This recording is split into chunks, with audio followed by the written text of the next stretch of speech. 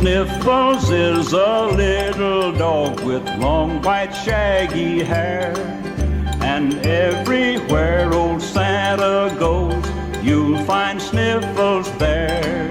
With a sniffly nose and waggly tail, he's happy all because for Sniffles is the little dog who belongs to Santa Claus.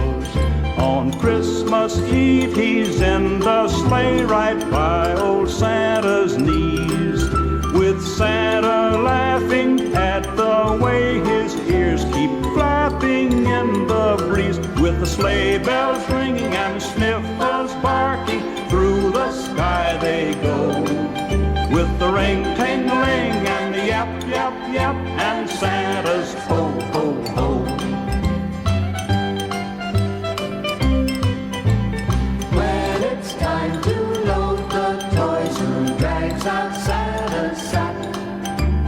If the reindeer stray away, who barks and brings them back? Who's the one that knows what toys the girls and boys will get?